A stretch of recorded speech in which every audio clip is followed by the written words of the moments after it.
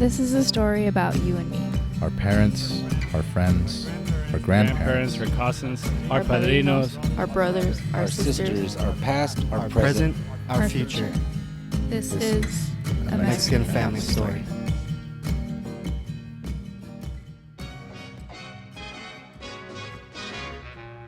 I wanna be loved by you, just you, nobody else. There are stars, and then there's Marilyn Monroe. Born Norma Jeane Mortensen on June 1st, 1926 in Los Angeles, she came into a world that hadn't made space for her. Foster homes, orphanages, the spare beds of strangers. Survival wasn't guaranteed. It was negotiated day by day, with whatever kept her breathing a little longer. Before she was the bombshell in the white dress, before the men with cameras followed her like dogs in heat, she was just a girl with a crooked smile and a deep well of loneliness. That loneliness had never left, not even when the world screamed her name from marquees. She posed for factory calendars, changed her name, bleached her hair, and learned to speak softer. Hollywood noticed, how could it not? She was light and shadow, sex and sadness, a contradiction too complicated for studio contracts or the men who thought they owned her. The 7-year itch, gentlemen prefer blondes, roles that made her iconic and yet caged her in the very thing she despised, a blonde fantasy, all legs and lipstick. But she was more than a wiggle and wink. She read Dostoevsky, Kerouac, Hemingway, fought tooth and nail to be taken seriously, started her own production company, unheard of for a woman in the 1950s. But by then, the myth was already consuming the woman.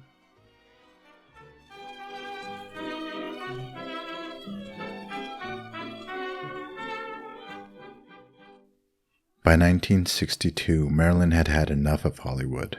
The cameras, the studio execs, the men who called her baby while stabbing her in the back. So she did what many dream of doing. She disappeared for a while, slipped across the border into Mexico, not as a star, not as a symbol, just as a woman trying to breathe. Marilyn knew Mexico, not just in passing. It was in her blood, literally. Her mother was born there. But Marilyn didn't just inherit Mexico. She came back to it. In 1953, it was sun and sand in Puerto Peñasco with Joe DiMaggio, her then boyfriend and soon-to-be husband, a baseball god trying to play house with a woman made of starlight and sadness. 8 years later, she was back, not for love this time, but for freedom. A quickie divorce from Arthur Miller in Ciudad Juarez. Paperwork, signatures, done by lunch. Cold legal ink ending what once felt like fire. But it was this final visit, February 20th, 1962, that burned the brightest. Cameras, chaos, headlines. That trip wasn't just a vacation, it was something else. A woman slipping through the cracks of her own mythology, heading south for answers no one else could see. She bought furniture in Cuernavaca, wandered open-air markets, dug through dusty antique shops like she was searching for something lost, maybe herself. And in Mexico, for a fleeting moment, she found a kind of peace. And then there was Jose Bolaños, a screenwriter, young, Mexican, handsome in that unruly poetic kind of way, a man who saw Marilyn not as a spectacle but as a person. They met through mutual friends. He was 28, she was 35, and together they shared something rare, something unscripted. They weren't a long-term couple. They didn't need to be. It wasn't about forever. It was about right now. They smoked, talked late into the night, wandered under the heavy scent of jacaranda. She invited him to the Golden Globes as her date. The cameras didn't know what to do with that. Marilyn Monroe was a Mexican intellectual who didn't fit the Hollywood mold. But that was Marilyn in her final months, defying the mold, throwing middle fingers at the narrative they wrote for her. She didn't need another leading man. She wanted something real, something that didn't come with scripts or contracts. Jose gave her that, if only for a brief chapter. He later said in an interview, "I've never found a woman like her, to this day. She liked children and wanted to have one with me, with a Mexican." Mexico wasn't just an escape, it was a return, a subconscious pull toward her maternal roots, that desert heat in her blood, the borderland ghost she never fully knew but maybe felt in her bones. That trip was one of the last times Marilyn seemed truly alive. No handlers, no press junkets, just a woman buying folk art, making love, laughing in Spanish. According to her inner circle, those 10 days in Mexico were among the happiest days of her life. And then she went back. Back to LA, back to the vultures, back to the bottle of pills she'd eventually swallow, like a final period at the end of a sentence written in tragedy. And in the end, August 4th, 1962, a phone call, a rumor, a naked body face down in a Spanish hacienda-style home in Brentwood, a home with new Mexican art and furniture just purchased months before. The world lost Marilyn, but gained a ghost, one that still haunts.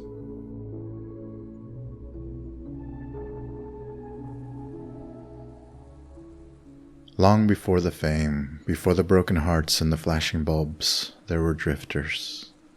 Working-class Americans chasing whispers of opportunity wherever it led. For Otis and Della Monroe, it led south, across the Rio Grande and into Mexico. Otis was a house painter, born under the pale sun of Indiana, the kind of man who worked with his hands, not his words.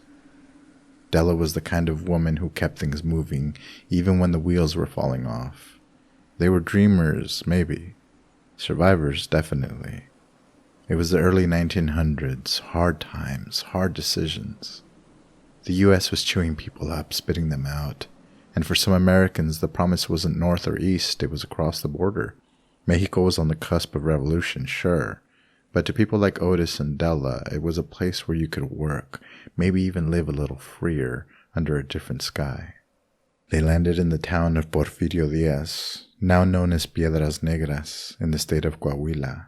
A border town, not a postcard, a place of grit and motion, where English and Spanish danced in the streets, and the rules were flexible, if they existed at all. Otis worked for the National Railroad of Mexico, painting rail cars and perhaps had other jobs. The truth is we don't know much, the records are sparse, but we do know this. They stayed long enough for their daughter, Gladys Pearl Monroe, Marilyn's mother, to be born there in 1902. Mexican soil, American blood, a foot in both worlds. Her handwritten birth record stated the following. Gladys Pearl Monroe was born on May 27, 1902, at 4:30 in the morning in the town of Porfirio Diaz. Her father, Otis E. Monroe, was 37 years old and originally from Indianapolis, Indiana. Gladys was the daughter of Otis and his wife Della Monroe, originally of Bentonville, Arkansas. Paternal grandparents were Jacob and Mary Monroe, both deceased. Maternal grandparents were Tilford M. Hogan and Jenny Hogan, all of American origin. Witnesses to the reading of this document were Juan E. Perez and Juan Navarro. Otis and Della didn't stay forever. Eventually they moved back north, Texas, then California. Gladys made her way to Los Angeles during the silent film era, not as a starlet, but as a film cutter, a behind-the-scenes technician splicing other people's dreams together. While the stars lived in mansions, she lived in the shadows of the dream factory, trimming celluloid frame by frame. Gladys was beautiful, smart, restless, and deeply, deeply unwell. She married young, divorced young, had 2 kids she couldn't keep.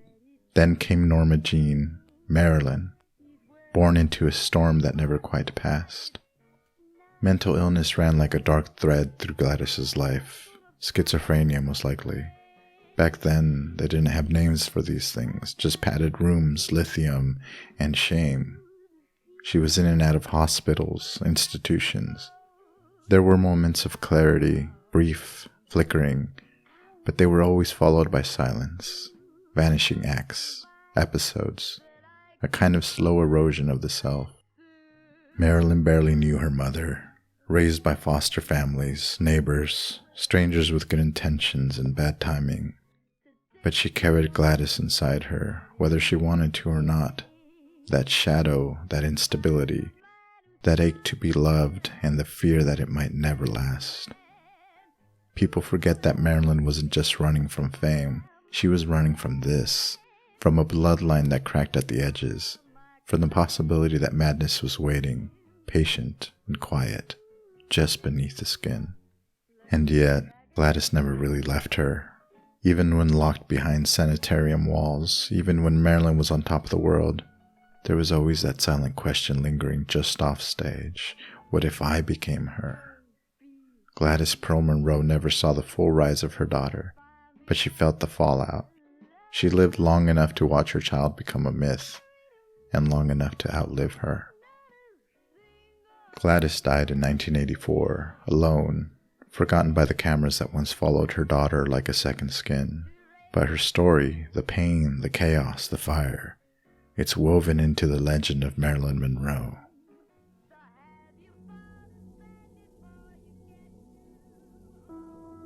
It's a part of Marilyn's story that rarely makes the spotlight, maybe because it complicates the American dream, maybe because it doesn't fit the platinum narrative, the studio's definition of all-American.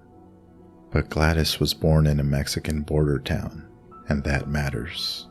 It means that Marilyn, the face of white Hollywood glamour, had roots planted in the sun-baked soil of northern Mexico. She was more than the fiction, more than the brand. She was, in part, the daughter of a borderland, of a people shaped by migration, struggle, and reinvention.